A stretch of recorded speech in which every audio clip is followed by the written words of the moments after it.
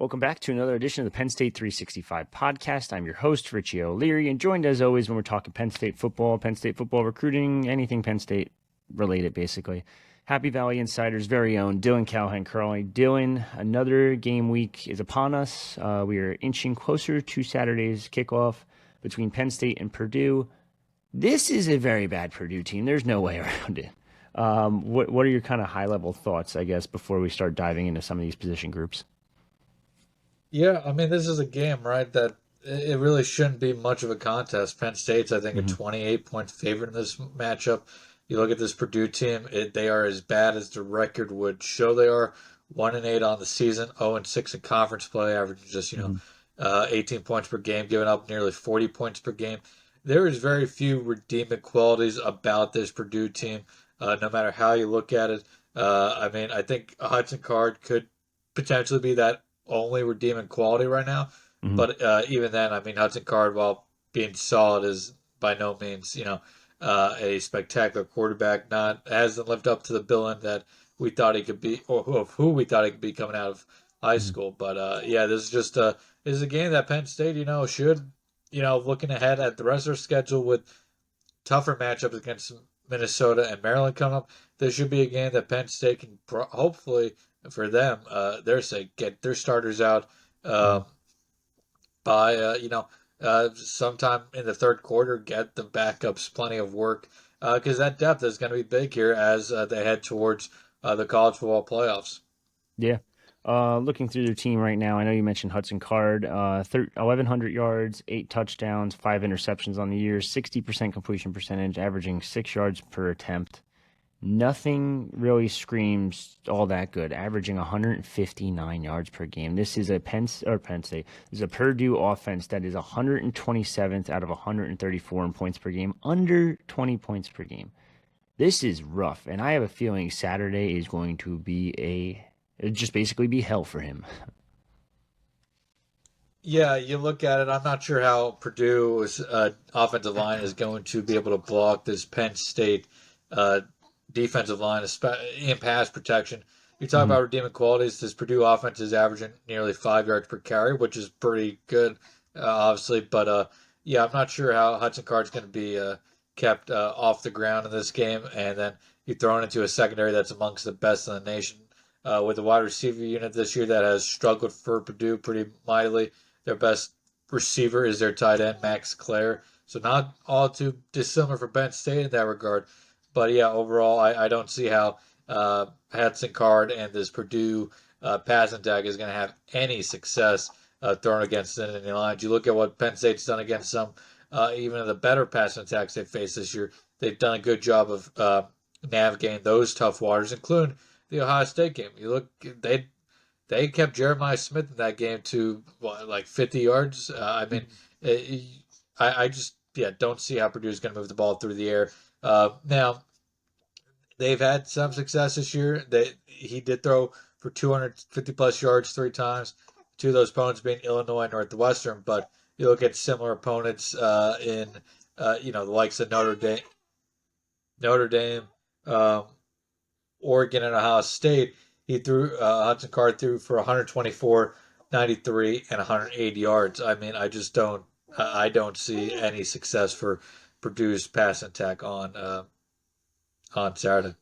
Yeah, bad year for this Purdue team to schedule not 1 but 2 Power 4 out of conference games this season. Their only win so far is a win against Indiana State, which was 49-0 in opening the season.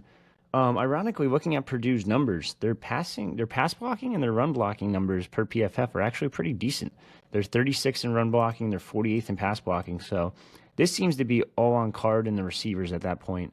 Maybe you can argue play calling too, because it seems like the coaching staff is on a very, very thin rope right now, a hot seat, whatever you want to call it. I know it's only year 2 for Walters, but to go 4-8 and then go 1-8, which honestly, I'm looking at their schedule, I don't know if they win another game. The bright side, they have a pretty good running attack with Devin Maccabee, 104 carries for 612 yards and, 3 touchdowns on the year. The touchdowns aren't great, but he's averaging 5.9 yards per rush through 9 games. That's impressive for a third-year back, especially a guy that's has a struggling offense. But it does prove once again that the blocking numbers probably are correct, and they are blocking really well. They're just not completing anything through the air that much. Right, right. But at the same time, when have they faced a Penn State, a pass rush like Penn State's? I mean, Abdul Carter has been the best edge rusher in the game now for the last month or Hmm. so. We saw what he did last week against Washington. I think he could have another big weekend this weekend. Yeah, I mean this offensive line for Purdue is solid. But I don't think they've really faced a pass rush to the level of Penn State. I mean, you could Last even week. Ohio State doesn't have that level of pass rush. Yeah. It just I think this is a whole different level than what Purdue's ready for. And Hmm. then you add in that Penn State has one of the best secondaries that they faced this season, and I mean, I think there's an opportunity here for coverage sacks more than anything. Yeah. Um, but I mean, at the same time, that rushing attack for Purdue has been really solid this year, averaging 4.7 yards per carry. That included averaging 5 yards per carry against Oregon. So there is some potential there for Purdue and moving the ball on the ground, but I don't see them doing so in the passing game whatsoever. Well, we know Penn State has a pretty good rushing defense on top of everything. Their Yeah. pass rush, like you said, it's one of the best in the country. It is probably better than Ohio State, but Ohio State was able to create a lot of pressure, made Hudson Card feel uncomfortable. He threw for almost under 100 yards last week. I have to imagine those numbers are probably going to be eerily similar this week, too. He went 9 of 19 for 108 yards and an interception, no touchdowns, averaged 3 yards per attempt. There's really not much else to say about this offense. I think their offensive line's decent. I don't think it's great. Penn State should be able to expose it. I think their rushing attack's decent. I don't think it's great. I think their quarterback's just bad. I think Hudson Card, as good as I thought he was last season, to lead a 4-8 Purdue team, this season he's just been atrocious. Yeah, I don't think there's any way around that. And you look at how it breaks down for him, and Hmm. he's struggled this season when under pressure mightily. 19 for 49, 237, 4 interceptions. Um, so I mean, yeah, they've done a good job of limiting the sacks, but any sort of pressure on Hudson Card, and it's a disaster waiting to happen. Um, Yeah. he's really good when kept clean. Nearly a Yeah. 70% completion percentage, 8-to-1 touchdown to interception ratio. But yeah, you get pressure on Hudson Card and he folds pretty easily. Um, in terms of just quickly, guys, I think worth watching. Obviously, Devin Mockabee, like you mentioned, he's solid. You can't. I don't think you can not mention Reggie Love the third. I mean, as a backup, 4.9 yards per carry. He had a pretty solid career at Illinois too before transferring to Purdue this offseason. We mentioned Max Clare, the talented tight end, and then you got Jerron Tibbs and Jamal Edgerrin, uh, both wide receivers for the Boilermakers. Tibbs averaging 11 yards per reception this year, 21 receptions. Edgerrin averaging 14.4 on 16 receptions. But yeah, they do have some playmakers, but again, I don't think I think this may be the best defense they've faced all season. Penn State only allowed 20 points to Ohio State a couple weeks ago, and this is a Purdue team that has between their games against Ohio State and Oregon have been outscored. Uh, Great, now I got to do math off the top of my head here. 80-0, I believe here, Yeah. and then if you add that Notre Dame game to it, um, it's been let's see here, Rough. 146-7. I mean, so I mean I guess the baseline here for Penn State's defense is allow 7 points or less. But yeah, I mean, this should be an effort for Penn State's defense that is very, very good and one I mean, what do you realistically think this Purdue offense can even get to?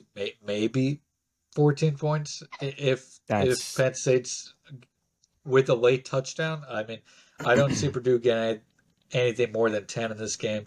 I think there's a really good chance for Penn State to pitch a shutout in this one. Yeah, no, I completely agree with you. I think on top of the fact that the college football playoff is watching, the committee is watching every week now. The fact that you could shut out a Big Ten team, whether it be Purdue or it's just a bad Purdue team, even though it is Purdue, to be able to shut them out would give them a little bit of an edge, I guess. Maybe it just Yep, every little bit helps in terms of it college does. football playoff rankings. It does. And I'll just say one matchup to potentially watch here, and he's been pretty effective throughout the season in terms of his pass blocking. But I think Hmm. uh, Abdul Card has a chance for a really solid game going up against Marcus Imbo this season, Hmm. this weekend. Um, Now, Imbo has done well against Ohio State and Oregon. But again, I don't think either of those teams have pass rushers similar to Abdul Carter. Earlier this season against Notre Dame, he did allow four pass pressures and 2 sacks. Now, he's only allowed 3 sacks all season.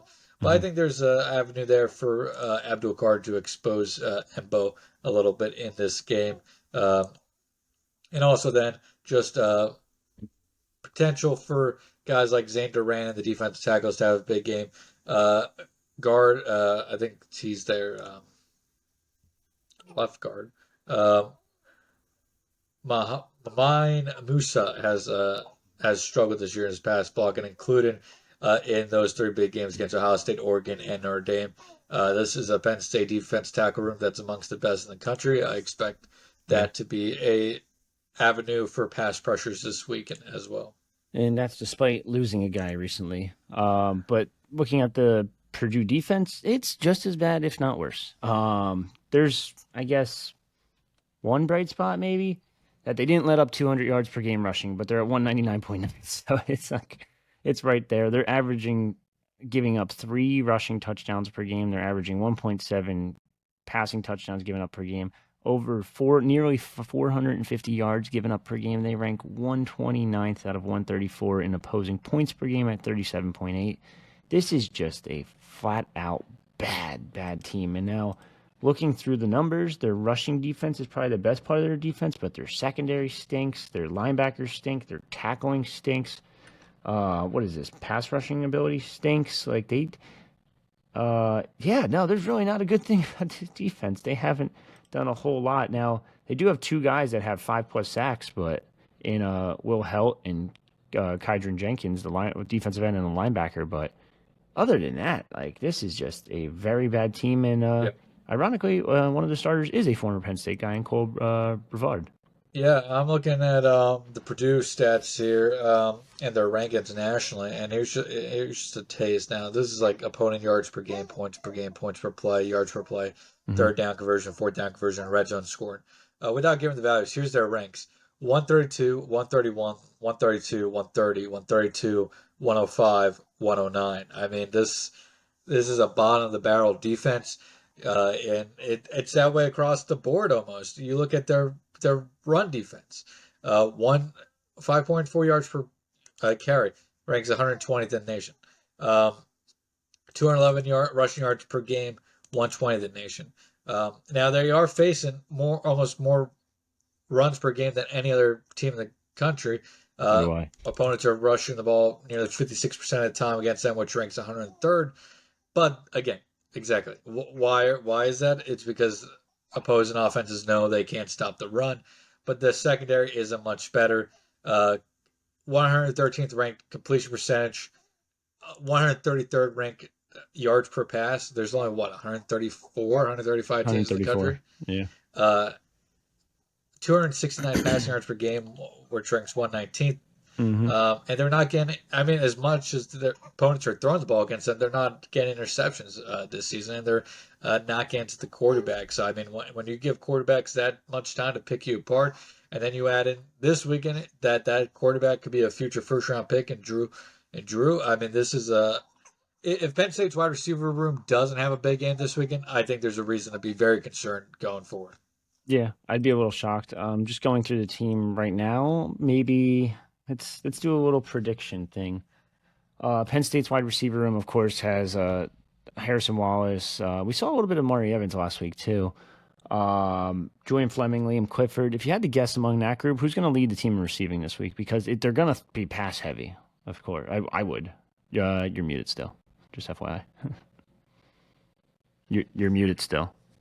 Which guys did you mention again? Sorry. I just mentioned the starters, the starting three receivers, and Amari Evans. I guess you could throw in someone else if you think they're going to lead the team in receiving I this week. I But I think Harrison Wallace had a really nice game last week, 5 receptions, 48 yards.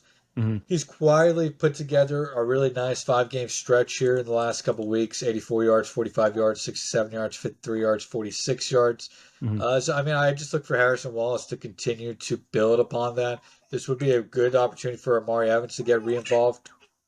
I apologize for the little It's all good. laughters in the background, but a good chance for Amari Evans to get involved. He's been really quiet the last few weeks. Hasn't had Mhm. reception since USC, and only 19 yards total since that Kent State game when he had 116. Sorry, 20. Sorry, 31 yards so since that game against Kent State. Good Mhm. chance for him to reemerge this weekend. Um, and perhaps we see Julian Feldman continue to build momentum. But those would be the three that I'm watching. Yeah. I keep looking at this team. They're on an insane hot seat right now.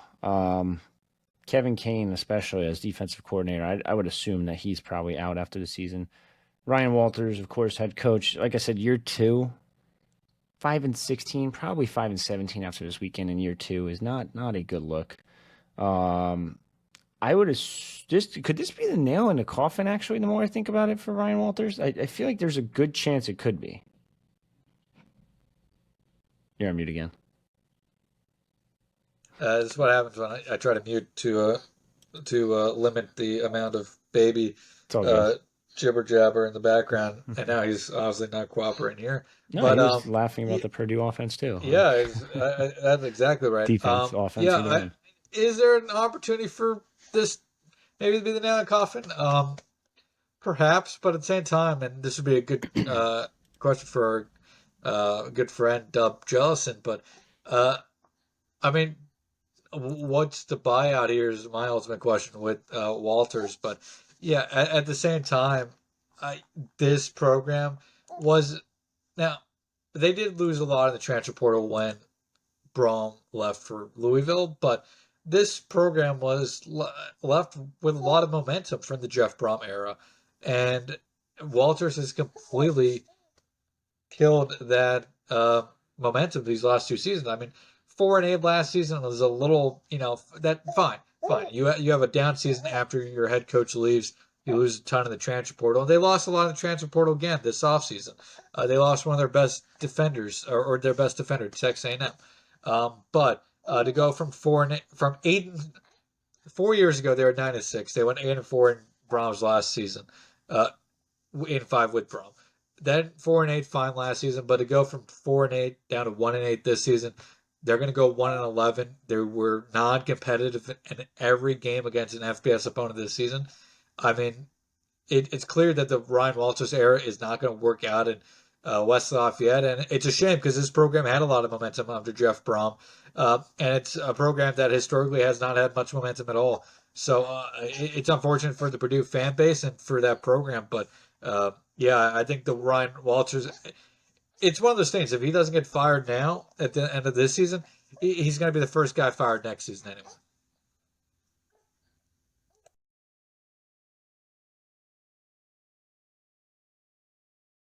You're now muted.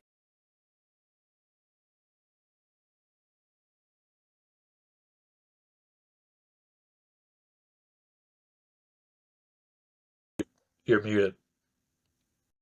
I'm muted now. Yep. See, I thought you were. I was telling you were muted, and then I'm muted, and it's whole mess today, man. Technology, you know. But yeah, no. I mean, why not just fire him now? It's a little over 9 million for the buyout. It looks like 9.1. If you're Purdue, you should have that money, I would assume, or borrow it or something. The university itself should have the money to be able to do that. It's the fact that you're going to have to pay someone significant, and on top of it, I can tell you for a fact after talking to some people, Purdue ranks dead last in NIL. They rank pretty close to dead last in terms of in revenue, or not revenue, donations and everything else. So it's not a good program. That's a big reason why Jeff Brom was like, I'm out. Now, on top of it, of course, he's a Louisville guy through and through. Born in Louisville, went to Louisville. Son went to Louisville.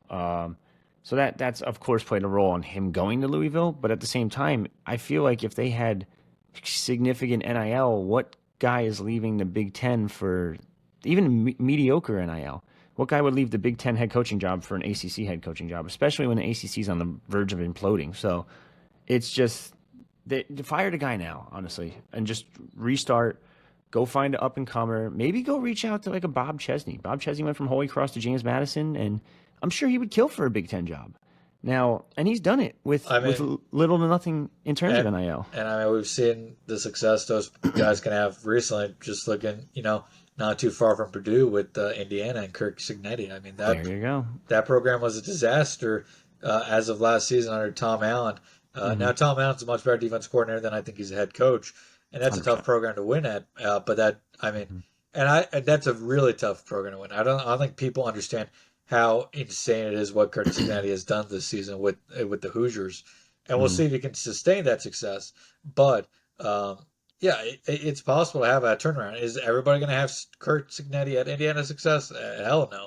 At Yeah. Purdue, it's even harder than Indiana. But I think I think the right coach, as we've seen, can do that at Purdue. Unfortunate for their AD and their administration as a whole is finding that right fit because it has to be a perfect fit. Jeff Brom was a perfect fit. Mm-hmm. Jeff Brom is a great coach. He's a very good recruiter.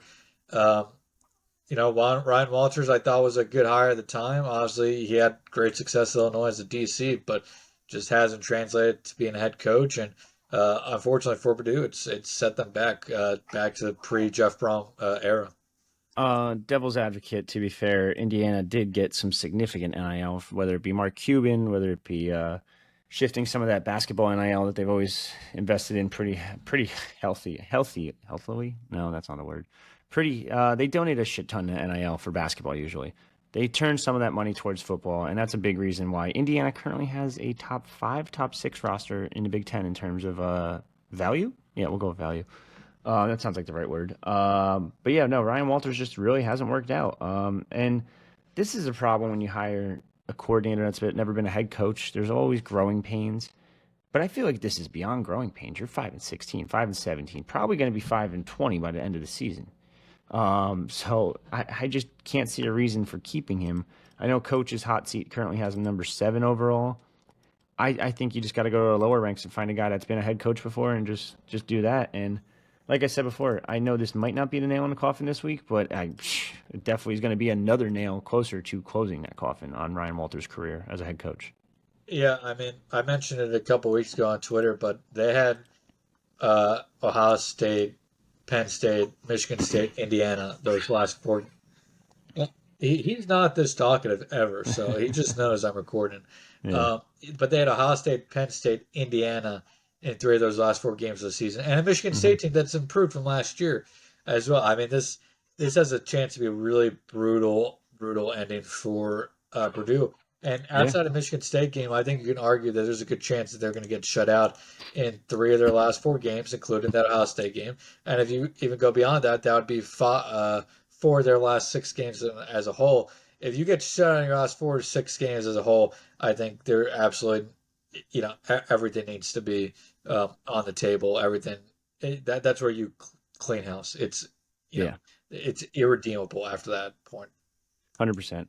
And this is Uh, don't forget this is a offense that I believe earlier this season also went through a coordinator change as well with Graham Harrell. hmm And actually, let's see when he got fired. Um, he got Probably, fired October 1st. Since then, they've scored 6, 49 against Illinois, which 0, 20 against Northwestern, 0 against Ohio State. So there's a chance that they could be got to 6 points or less in 4 of their last 6 games since him being fired. Yeah.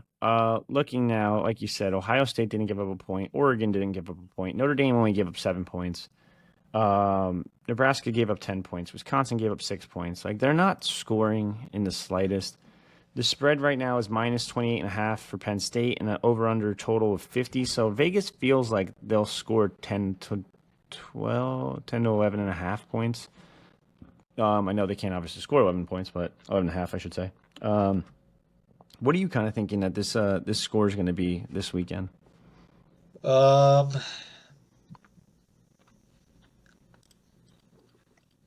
42-3. Okay, that sounds about right, I would say. Somewhere in between that 35 nothing game with Oregon and that 45 nothing game to Ohio State. So Hmm. 42-3. I think it's always hard to predict a shutout, even if I think it's likely, just because Yeah. shutouts are really hard. They're really, really hard. Hmm. But yeah, I'd go probably somewhere like 42-3. Yeah, I know last weekend. Not. I don't think we got really close because I don't think we saw Washington getting shut down as much as they did, and I thought Washington had a decent offense going into that game. But I knew that Penn State was definitely going to win that one. But looking back now, this Purdue team is just bad, bad, bad, bad, bad, and Penn State kind of exposes them on all fronts, to be honest. And they have the better pass rush, the better defense. There's not really a single category where I could say Purdue is better at.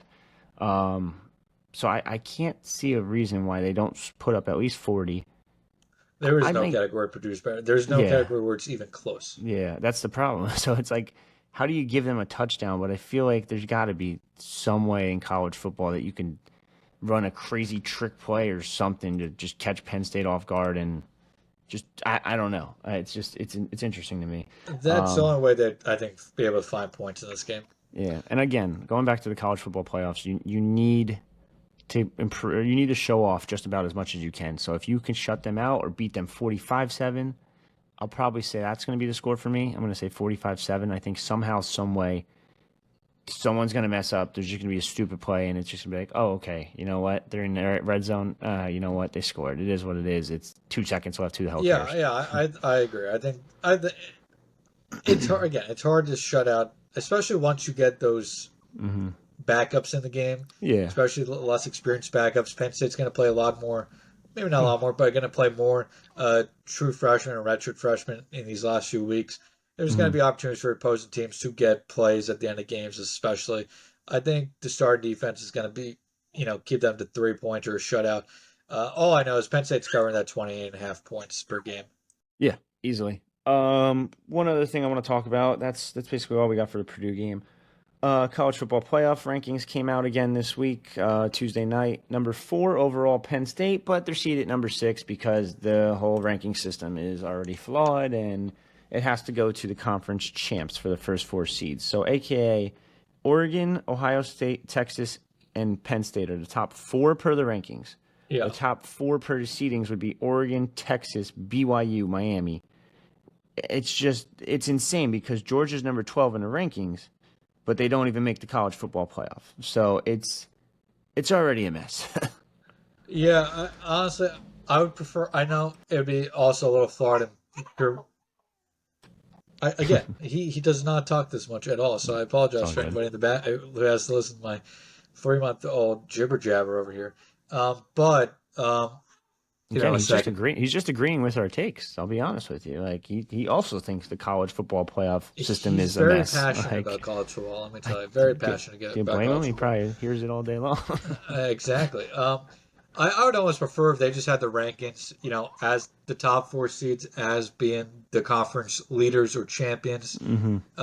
Just because, yeah, it's annoying to be like, all right, Penn State's a 4 seed, and I've remember this is what I've been right. It's like number 4, Penn State, parentheses 6 seed versus, well, Ole for Ole Miss. Miss it's fine, number 11. Yeah.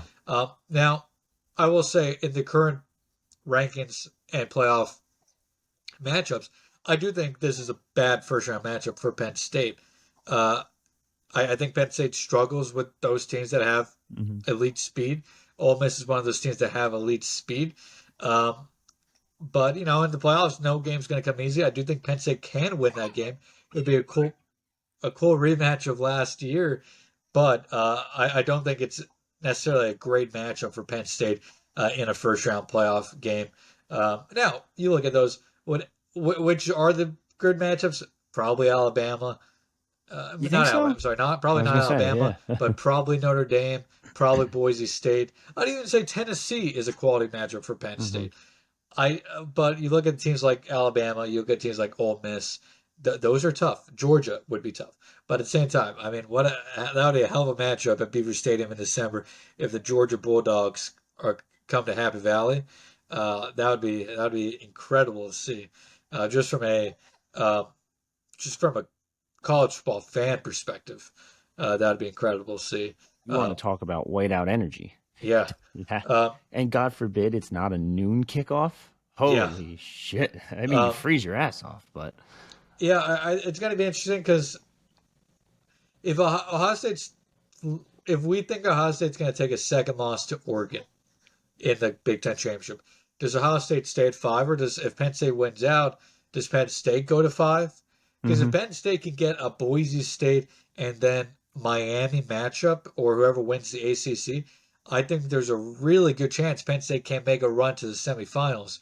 But and even at the 6th seed, you get um, you know maybe an Ole Miss, maybe an Alabama, maybe a Tennessee, maybe a Georgia, uh, and then you get BYU. I think that's fair, but I think that number 5-12 matchup is the best one to have in this whole thing. Um, and I think the 6-11 matchup is actually going to turn out to be quite a difficult one in the grand scheme of things.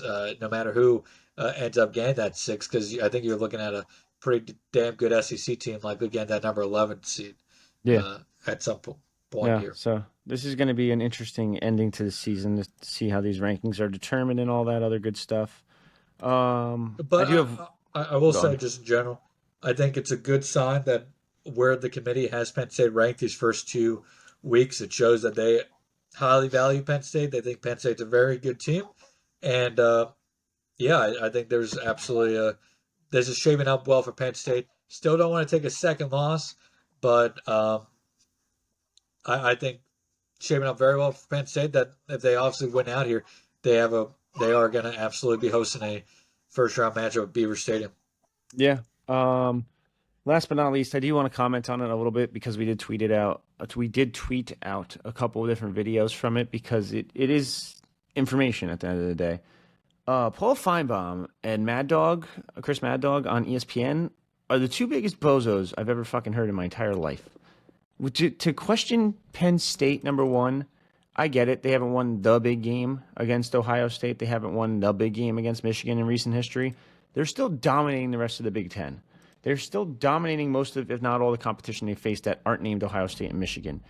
And then to say that South Carolina, of all teams, would win the Big Ten this year, you have no idea what the hell you're talking about. And he's just, honestly, I'll say it, he's just on his knees for ESPN because they suck off the SEC nonstop. Like, it is such an SEC bias. It is disgusting that ESPN is pushing this narrative left and right.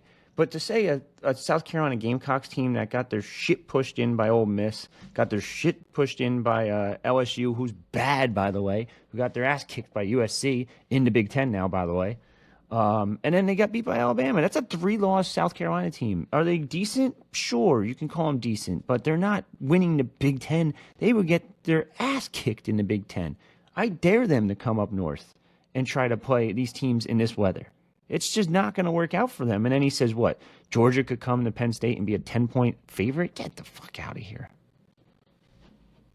Yeah, I think Georgia would be the favorite. It wouldn't be by 10 points. That's for 10 sure. I mean, points is this nuts. Georgia team, I said to our good friends Marty and Clay yesterday in a group chat, Paul Finebaum is just Fox News Lost. slash MSNBC for the SEC. Retire, old man. That is who he is. He is, and not to get political, but he is. Everybody knows that on the political spectrum in news, Fox News and MSNBC are very much Complete very opposites. on Yeah. their edges of their parts of the aisle, and Paul Finebaum is that for the SEC and for ESPN. I don't know. Mad Dog's been out of touch for 20 years now. There's a reason I turn off. A big baseball fan. I always love watching MLB Network during the season. There's a reason when the noon hour comes on every day, I turn it off because I just don't want to listen to an old guy from New York, New Jersey, wherever the hell he's from, complain about things he is out of touch with for the last 20 years. Did a lot of great things, for sports radio a long time ago, but his time is gone. Feinbaum, he lost all. And do you have any comments on Paul Finebaum, buddy? Um, Finebaum lost all credibility when he mentioned Penn State beating Michigan. Another file. I was trying to think who they even were referring to. He was referring to there, and Yeah. I still couldn't figure that. But yeah, I mean, yeah, LSU and South Carolina are both bad. The SEC is widely overrated. I think Penn State would do what I think. I I, agree. I I've agree said with for a him. while. I think the only four teams in the country Penn State's not better than is Ohio State, Oregon, Texas, and Georgia. Anybody else, I think Penn State has a great chance of being every day of the week, and that includes 90% of all but two teams in the SEC. I'd argue this year's Georgia team that's kind of in a little bit of turmoil right now after what is it, loss number 3, I think for them. Two. 2, loss number 2 for them. And it's against an Ole Miss team that it's solid. It's not a bad Ole Miss team. I think they're one of the top 20 in the country for sure, without a doubt. Maybe top 15 in the country. But you lose this weekend to Tennessee, and his whole entire argument goes down the drain. And then he's going to talk about scheduling and how they have to play Purdue, they have to play Minnesota, they have to play Rutgers, they have to play all these other Big Ten schools, and they're not that good. And then you go look at Georgia's fucking schedule, and it's Tennessee Tech, it's Florida, who's trash, and you have to play UMass in 2 weeks. Oh, I'm sorry, UMass, the worst FBS team in the fucking country. Tennessee Tech, I don't even. There got to be FCS, right? I would assume. I'm sorry, this is a Tennessee Tech team that's 5-5 in their conference. Like, shut the hell up, Finebaum. Like, you are lost. That's why Lane Kiffin jokes on you every time he can. He's just ESPN just pisses me off now because it's just lost. And I can't even watch Fox because Fox is pissing me off with the big noon kickoff. So I'm sorry to go on a little bit of a rant, but today's media just sucks for sports. Like, and there's a reason why everyone's like leaving the big networks and going more towards podcasts like this one, Penn State 365 podcast. No, you're on mute. Oh, okay, never mind. I agree. He's probably yelling at you. Yeah, I was gonna say. I was like, oh yeah, that makes sense. But yeah, no, it's just insane. And I'm sorry to go on a little rant here to end it, but SEC homers all over ESPN. SEC homers, Paul Finebaum, MadDog. You can keep going. And actually, I give credit to Stephen A. Smith because he defended them. Because I think it was Finebaum that tried saying, or Russo, one of them tried saying that Penn State got their doors blown off was the quote by Ohio State. It was 20-13 against Ohio State, who has, mind you, a $20 million roster. And it was closer than that because Penn State arguably could have won that game if like one or two other plays came their way. Things happen. They lost. It is what it is. Move on. They're a one-loss team. They're in the playoff as long as they have one loss. So get the fuck over it. You're probably going to get 3 or 4 Big Ten teams in the playoffs. So get over it. Just because George is on the outside looking in because of the stupid G5 rule, I don't know what to tell you. It sucks to suck. But, oh, God, I'm done ranting for the day. Penn State's going to beat the doors off of Purdue Saturday. So stay tuned for that. But that's really all for me and Dylan. If you haven't already, check us out on YouTube at Penn State Football 1 on there. At Penn State Rivals on Twitter, Instagram, TikTok, Blue Sky, I guess, is the new one. We're on there too. So if you haven't already, give us a review on Apple, Spotify, whatever podcasting app you're listening on. Just throw 5 stars real quick. You don't have to write anything. We really appreciate it. It helps us grow the pod. Plan on doing a giveaway soon. Not sure what we're going to give away. I do have a Nick Singleton jersey, actually, we can give away, but we'll debate what we're going to do that and when we're going to do that soon. But that's for me and Dylan. That's another episode of the Penn State 365 podcast. Signing off.